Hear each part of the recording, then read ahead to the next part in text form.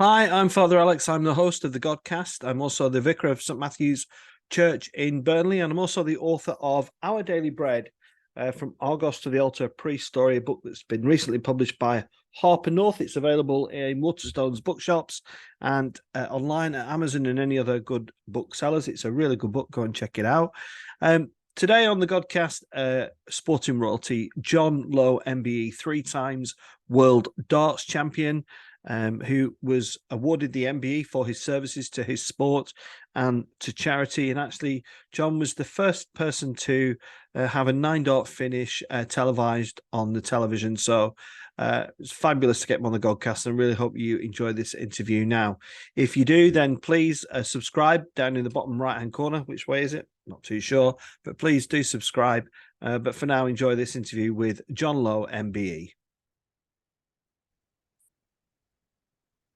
Well, John Lowe, it's a real privilege to get you on the Godcast today. How are you? I'm fine, actually, very fine. Apart from the weather, which is a bit very rainy at the moment here. Yeah. Where is home, John? Where did you retire to, or is it somewhere you've lived for many years? I live in Walton in Chesterfield, but I was only born 4 miles away. I've never moved within the sort of community area of where I live. Yeah. Yeah. I read that you were a Sunderland fan. So how did that come about that a guy from Chesterfield becomes a Mackem? Well, a lot of people ask me that because on the exhibition circuit, I worked with Federation Brewery for 15 years doing shows, and they're based in Gateshead. And the chairman was obviously absolutely mad Mackem at the old Roker Park. And he used to take me on a Saturday to the match. And I became friend of Ian Porterfield and actually Georgie Best, who lived with Porterfield for a while. Really? And ever since then, I've never jumped ship. I am a Chesterfield supporter, but Sunderland in the Premier League. Yeah, fabulous. That's an You know, interesting yeah. story. Yeah. So, John, when you agreed to come on the Godcast, you shared with me about something that people may be surprised to hear, but you actually come from a religious upbringing. Is that right? I am, and it's very, very religious in a way. It was the sort of religion where you couldn't spend any money on a Sunday. Everything was you couldn't catch a bus on a Sunday. You had to walk, and we had to walk to the church every Sunday morning, which was 4 miles away, and then we had to go again for the Sunday school at the afternoon, and then go back again at night. And this went on probably four times out of 7. It went on for many years. Yeah. And was this Church of England we're talking about? Was this the Methodist Church? What was it? No, it was Pentecostal, which is probably changed its name a little now. But it's where my father always liked gave 10% of his earnings to the church. Yeah. And was it something you enjoyed? Did you fight back against it at any point, or? I didn't because it was an upbringing. It was a bit strange when you look through the window on a Sunday morning, you could see the kids playing around football and whatever, and I wasn't allowed to do it. And I couldn't figure that bit out for years. Yeah. But now, after many, many years, I realised it was a good upbringing, a really good upbringing. Did you carry that throughout your life? Is it something that's kind of stayed with you, John? Yes, it has. Although I obviously varied a lot. Like from when I was like 20-year old, I started racing motorcycles. But I didn't really play darts at all till I was 22. Never threw a dart. So that wasn't it. I was a joiner by trade. But you never forget once you're brought up in that. You can either go against it or not. And I think I'm pleased I never did. So the school days were you were kind of a more practical person than an academic person? Is that what led you into being a joiner? It probably was. I had an accident when I was young and missed a year and a half at school. And I never caught that back up. And so, yeah, I was more not academic in any ways. It's only since I've travelled the whole world playing darts that I've become more of a knowledgeable person than what I was before. Yeah, and did you have an interest in darts, or were you kind? We talked about footy a minute ago. Was darts on the kind of the spectrum in any way? No, none at all. It was only when I was going to Open Park to a race meeting to actually race that snow, it was called off. It was such a bad day. And I went back home and we called into a pub on the way. And someone said to him, they were playing darts, and he went to the toilet. He said, would you take my throw? I said, I don't play. But I got hooked on it there and then. And I tried to figure out how to make the darts work without any effort, which I think I worked out in the end. But after all them years of playing, I'm still learning. Was it something that came natural? I have a dartboard in my dining room area, and I play quite regularly, but I don't seem to get any better, John. Was it a natural flair that you picked up quite quickly? No, it was something that I learned. Again, I sort of a bit technical. I learned to stand right, how to line up right, how to keep the dart under the eye level and not above it. All them sort of things, which I've written into books and which is quite nice for other people. And I became known as the guy with the, well, if I was at golf, it could be the Harry Varden grip, that type of thing. And so it became the John Roll throw, which I'm pleased about. And that's why I'm still playing, as old as I am. Yeah. And can you remember the first competition you entered, or maybe the first competition you won? Can you remember that? I can, because we played a local league. And in local league, I played for a team that was so good, nobody in the local area could beat them, which I didn't particularly like. I left them because it wasn't an actual competitive game. But in them days, you only won a Japanese alarm clock or a set tea service or something like that. You didn't win anything big. And then the big time came when I won the British Open. That was on TV, and then it snowballed from there. And the joinery became a thing of the past because I was being asked to visit clubs in Wales and Scotland, and then it jumped Australia and Japan. And I thought the bubble would burst after a few years, but now it's a major sport. What do you think makes the difference between a top end pro like you became and the also rans? I don't mean to say that disrespectfully, but is it mental? Is it just practice? What would you attribute it to, John? I think in my case, hard work. I think you still got, even if you are slightly 50% natural, I still think you've got to put a lot of hard work in to get to the end of it. But with over 56 million players, you still need them people below to make the game. And so they'll always be aiming for a higher level. And when you get to that higher level, it's more difficult to stay there than come up. It's dead easy to go back down. Yeah. You must be very proud, John, of your contribution to where darts is now. I remember I used to love watching the darts as a young guy, and it came round and the players were full of were personalities, and the likes of yourself and Eric and Jocky Wilson and Keith Dell, all those kind of players. Did you ever anticipate that it would become as big as it is now? I didn't. It's a real. We did have to actually break away from the organisation that was set in its own sort of. They didn't have a future plan, and so we had to go with a business company like Barry Hearn took over from Matchroom, the snooker, and he turned it into a real business where it's more than just the players. You need spectators, and you need the people to follow, and you also need something that they can say, "I like that," and it's fast. If it's boring, you're not bored for very long because it's quick. And what's your kind of when I remember those finals that you played in with Eric, it was it was almost like the classic showdown, wasn't it? Because I kind of really put it in the same level as like Muhammad Ali and Joe Fraser and all the great kind of finals, the Dennis Taylor and Steve Davis in the snooker. You two were chalk and cheese, weren't you? You really were. It was the Cockney versus the Northerner, really. And then that worked well for newspapers. They loved that. But what people don't realise, for 27 years, one of us got to the final of the World Championship. And then they all thought through newspapers that we argued, we didn't like each other. We played for pairs in the World Cup all over the world together. And then we went on holiday to Tenerife when it all finished. Sadly, I miss Eric. He left us 6 years ago, Yeah. which was sad because he was a great character.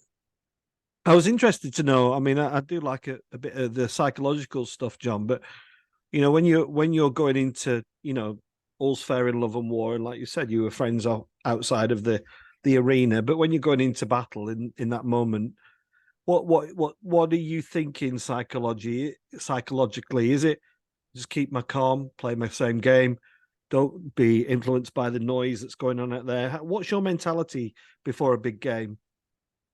I think both me and Eric were very similar in that sense. He thought he was the best player ever. And I used to stand behind him thinking, no, I'm better than you. And I think you've got to have that, to get there. And believe it or not, there was only two different results after 30 odd years between us. Yeah. I'll not tell you who was in front.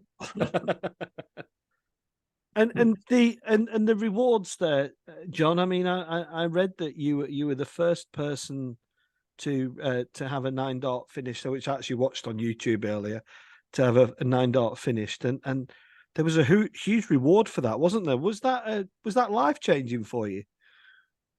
It really was, in a way. I mean, it was in 1984, and people that are superstitious. It was actually on the 13th of October, so it's the 13th for me has been quite a good number. And it was the MFI World Match Play. And I was playing Keith Dillon, and the 9-dart game came, and it was £102,000, which in 1984 was a lot of money, a lot of money. But I didn't rush out and buy a car or anything like that. I actually put it away in a pension fund and said, one day that's going to be okay. Yeah. And did the endorsements, did they come quite quickly after that? That's another one. I'm basically a pretty loyal person, and I've been with Unicorn Darts, Unicorn Products, who make the darts, and Gunn & Cricket, they're the same company. I've been with them 50 years next year, which is like probably the longest sponsorship in British sport. Yeah, yeah, that's really fascinating. I suppose it must have been the perfect relationship, really. It was, and funnily enough, the owners of that company are called Lowe, Lowy, whereas I'm Lowe. So they used to say, how you doing, Lowe? Both sides. There's others as well. I was at the British car auctions. They came in and sponsored me for cars for 15 years, which was valuable. I mean, to have a car going around the country doing 50,000 miles a year. Yeah. Having your own, you just saw it depreciate that fast. Yeah. And Stitches on Watch of Japan sponsored me for 4 years as well. Good sponsorship, all of them. Yeah. And you won 3 world titles, John. I was wondering how they were different. I mean, the first one obviously is kind of the one you chase, but you won one in each decade. Is that right? That's right. Yeah, and so there was a gap. It wasn't just like a natural flow. Were they different? Did they have different meanings, different significant for you as a person? They did, but the gap, I actually lost in 5 world championships. So I was in the final 8 times and I only won 3. And they happened to be in 3 separate decades, 70s, 80s, and 90s. But the first world championship ever was against Leighton Rees, the Welsh player. And he beat me. And the following year, the final was me and Leighton Rees, and I beat him. So that was very significant to win the first one. To win the second one means you're not lucky. I always think that. If you win once, people say, oh, you were lucky. And at the end of the day, the draw is all important because there may be better players that's been knocked out. And nobody ever thinks about that. If they're in the opposite end of the draw, you may just be lucky enough to have missed them. Yeah. So there is a bit of luck involved as well. Yeah. And the third one was that really cemented your kind of, your legacy in the game. The second one, I beat Eric. Of course, that'll always stand out. Everybody has been, that's the best one because he was at the top of his game then. I'd been number 1 for about 5 years, and Eric was number 1 for 5 years. So it was the perfect game. And then the third one was against Alan Warren from up Yorkshire, Lancashire, sorry. And that did cement it because then they gave me the trophy. When you win it 3 times, then you get the trophy, which is one of the only ones I have on display. Yeah, and I wondered, John, you know, when in those moments of nostalgia, I don't know if you pour yourself a fine wine or a single malt or something. Do you reflect on the ones that you won more than the ones that you didn't win? You know, do you kind of sometimes drift back to those finals and think, if only, or you know?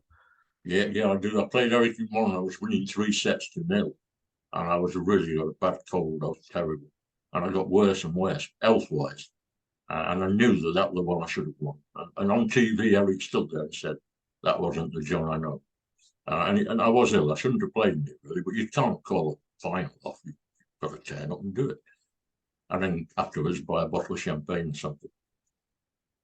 Yeah, you strike me as a very modest man, John. You know, and you said when you won that money for the 9 dart finish, you didn't go out and flash motor. You know, do you think that humility was part of the upbringing that you had? I do, but I must be honest, I did have a very nice car at that time. So I didn't need one. I got a Lotus Esprit at that time. So I Okay, all thought, right. but when I pulled into the garage the next day, there's a guy putting petrol in his car. And he turned around and he said, "Hey, great on TV yesterday." He said, "I see it's not taking you long to spend the money." And I didn't say anything. As if I'd No, been in the garage there and then I bought a car.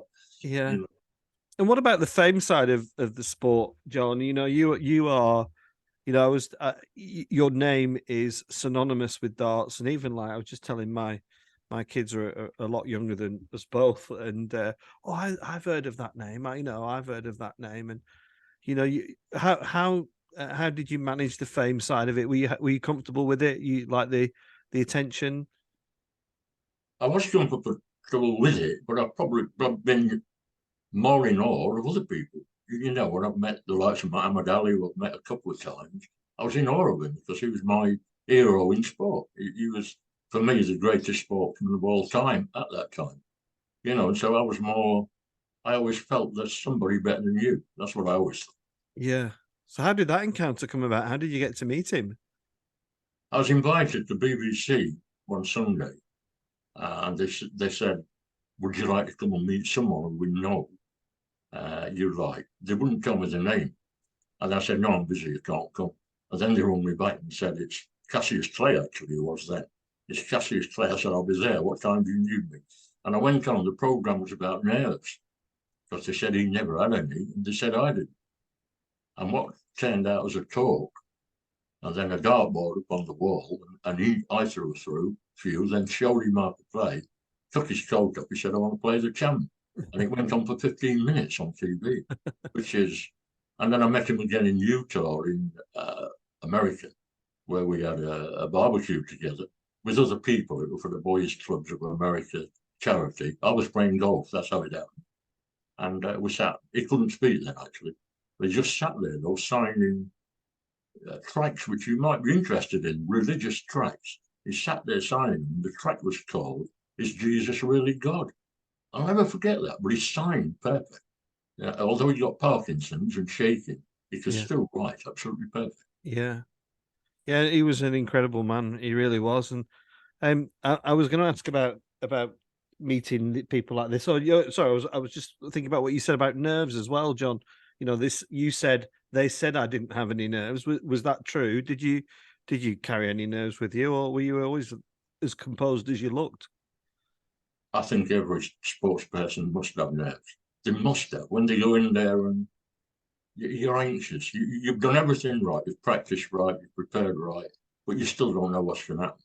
And at the other day, if the other guy's better than you, you're on a losing end. Whereas Cassius Clay, he always seemed to be just that bit in front, didn't he? Yeah, he was extraordinary, and he carried himself in an extraordinary way as well, didn't he? Um, John, in terms of darts now, I mean, it is just humongous, isn't it? It is, you know, it's carried by major TV channels, and people turn out in huge numbers, and the prize money is extraordinary.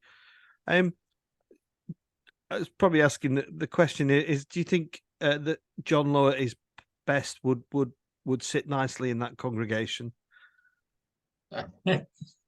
Yes. And the reason I say yes, if you look at the dartboard now, when I did the 9 dart game, the dartboard had big round wires and probably 100 scaffolds were held the wires to the board.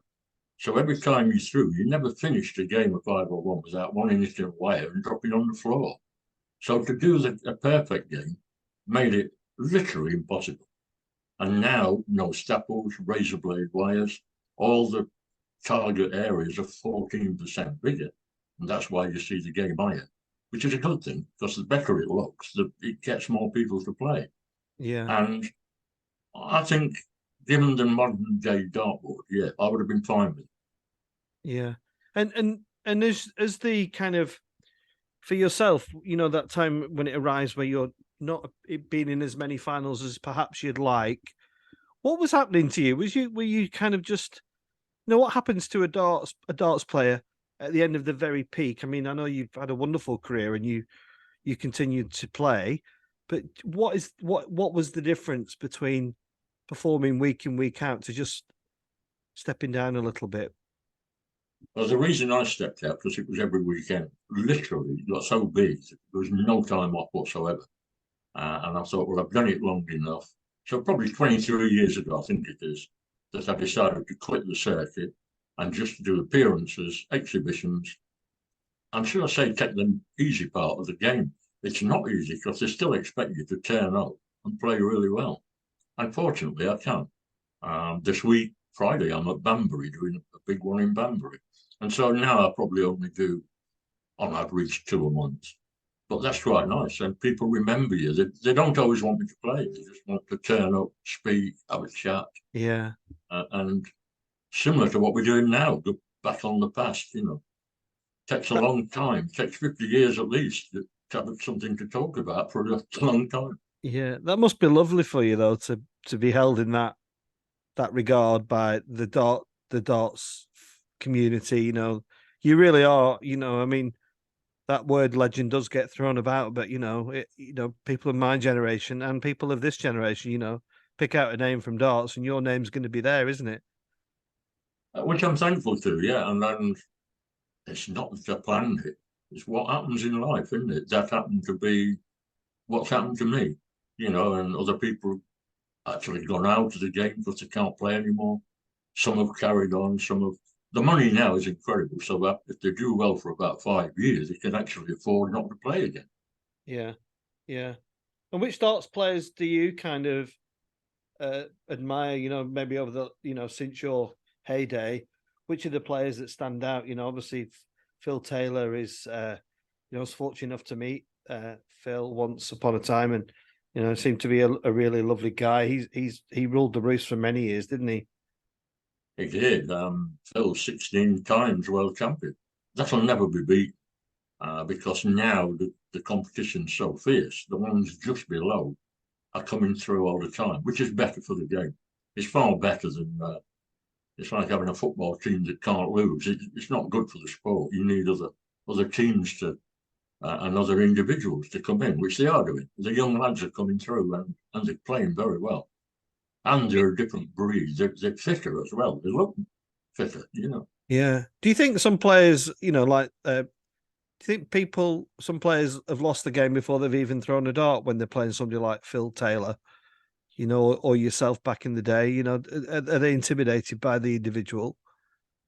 They are, and you'd call it gamesmanship, really, but I once stood on a stage with 17,000 people there at Ali Pali, the old Alexandra Palace, and the guy that come up, I said to him, there's a lot of people in here, isn't there? And he turned around and looked at the people. That's a bit of a gamesmanship, really. And of course, as soon as he saw the people, he's gone. Literally. It was uncomfortable. Yeah. But the nice thing with darts is the people are behind you. Yeah. There's no one in front of you. You can't see the millions watching at home. You just see the dartboard.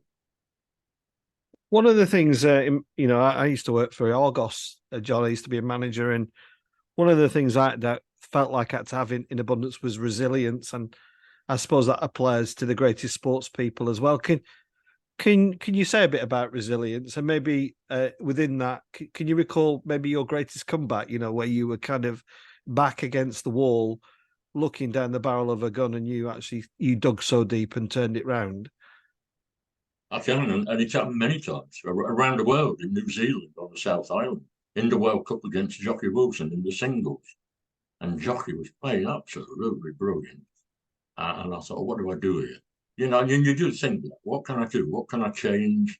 And so you change. There's little things in darts where you move your two fingers, your thumb and your index finger back, and it actually makes the dart go down and up, which is a bit technical, really. And I tried little things like that, overcoming, got one in front and won the singles. And so it was like, don't give in. You know, you've not lost until the fella says game over. Have you been on the opposite of that, John, where you've had a commanding lead and then, you know, somebody's got a gust of wind and just came sailing past you, and you thought sometimes it's just unstoppable, isn't it? It is, and Eric did that to me in the time when I was 3-0 up, and it was only best the first to 5 won the World Championship, and he come back and reeled 4 sets off in a row. I did blame that I wasn't quite well, but I didn't. After I went to afterwards, shook hands with him and said, "Great throw." You know, it's you've got to accept your losses as well as the wins, and I'm fortunate enough to have probably had more wins than losses.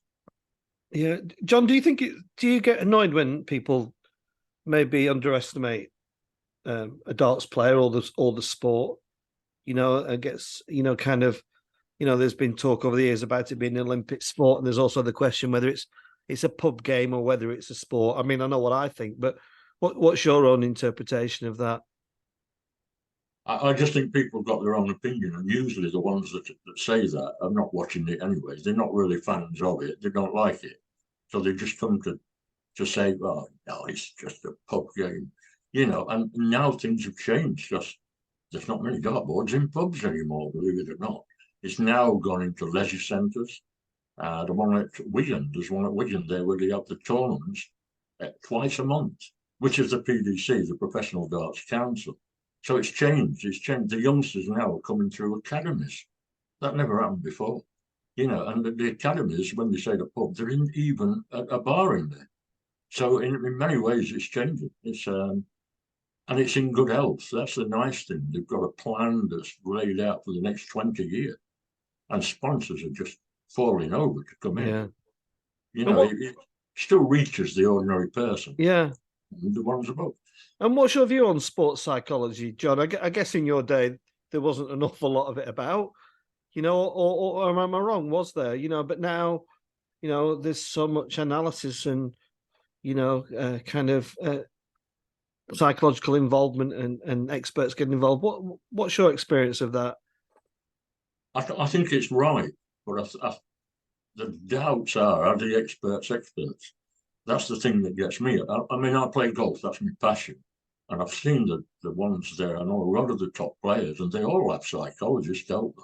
And they turn up on the day just to look after two players. And it does help. And they're not just telling them they're holding the club wrong. It's all to do with breathing and things like that. And that does overcome nerves. I mean, if you breathe properly, that'll overcome nerves quite a lot. But some people are destined, they'll never overcome it.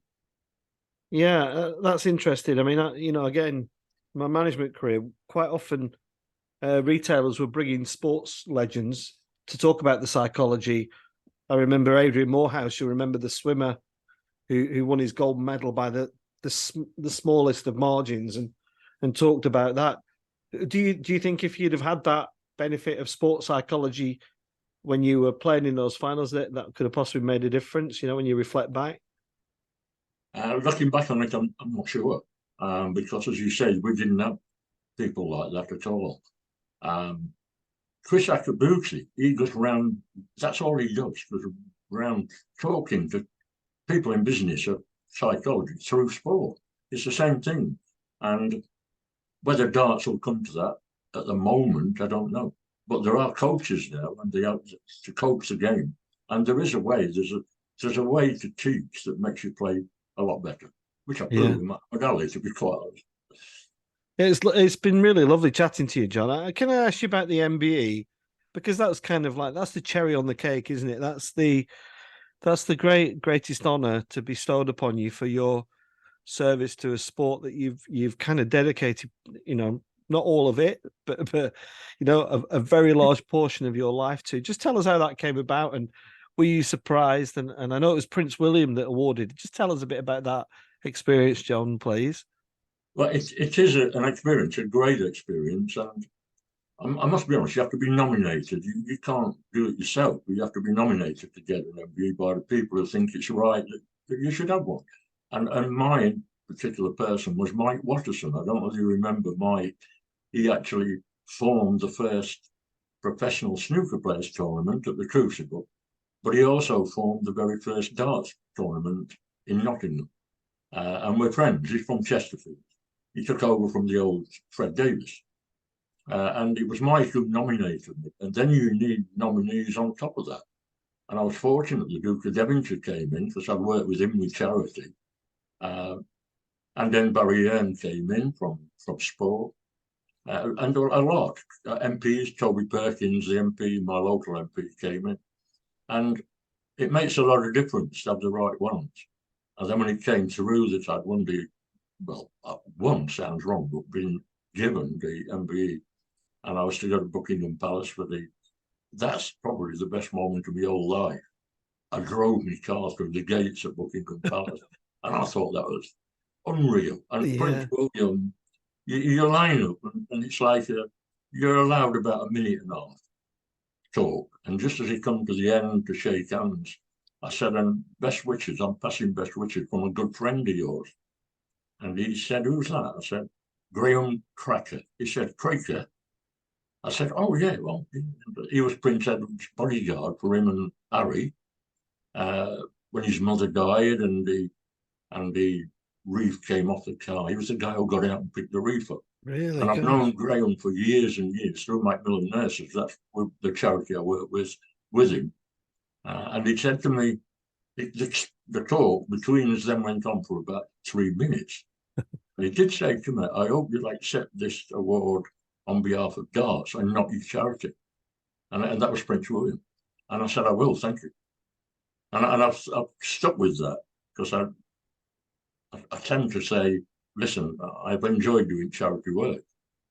But now I don't so much say that. I just say, no, it was given for darts. And that was from Prince William, really. Oh, what a wonderful thing, John, eh?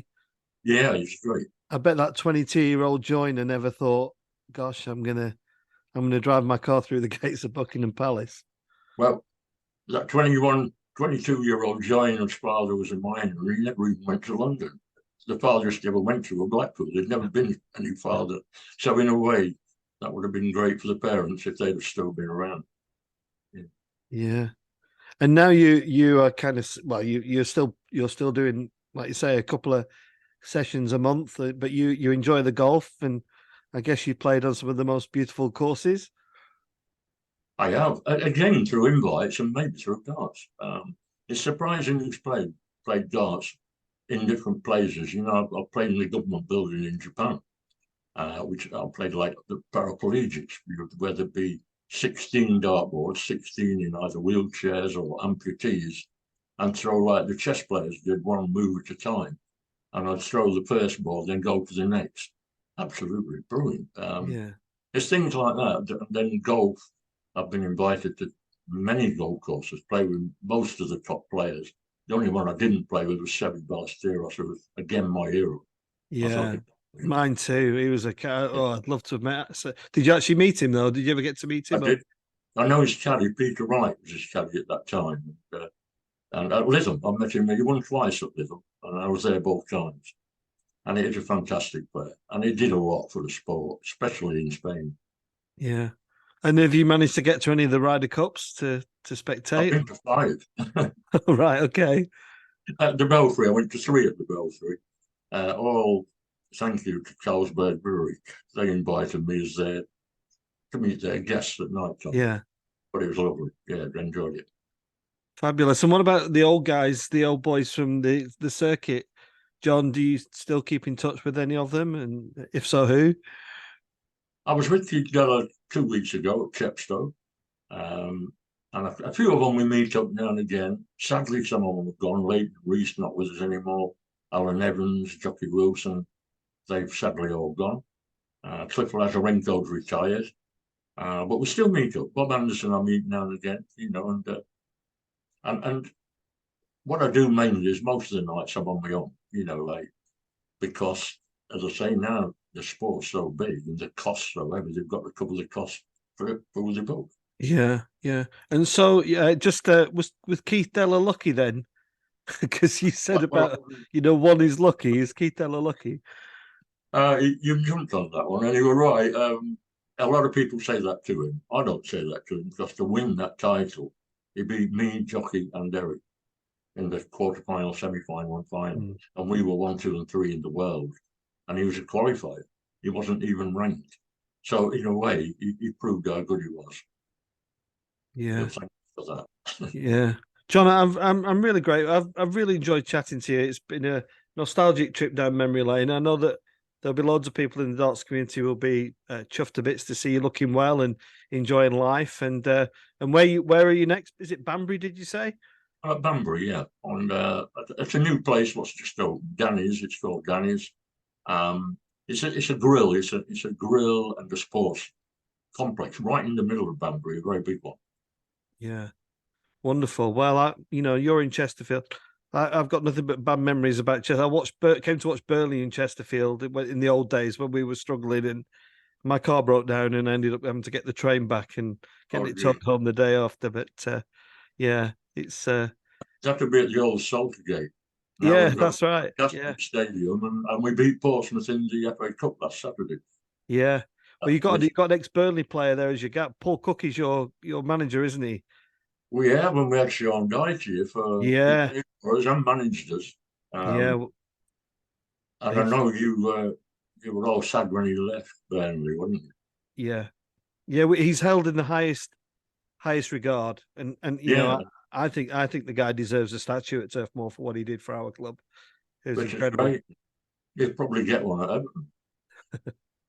Well, yeah, maybe, yeah. Well, John, thanks so much, and if you've enjoyed listening to this chat with John, there's lots of other sportsmen on the Godcast, and just go check it out. But John, I just want to thank you very much for coming on. Thank you. Thank you. And before you go, just do me a favour, will you? Just say hello to Mark and Jenny, the girl who swears a lot. Oh, you've read the book, have you? I've read the book, yeah. Oh, John, that's very great kind. book. I enjoyed it, and I read it all in 4 hours. Did you? I couldn't put it down. It was great. Really? Oh, John, that's really touched me. Thank you for reading the book, and I will pass on my love to Mark and Jenny swears a lot. And if you would, the reason is I think I know about 1 million people that are like that. Yeah, it's very true, John. There's a lot of people going through a lot of struggles at the moment. Yeah, there is. And I just try and be a voice for them, and you just saying that gives them a voice as well, because they do need one. Life's not easy for many people, so I really appreciate it. Thank you, John. Thanks so much. Thanks for having me. God bless you. And you.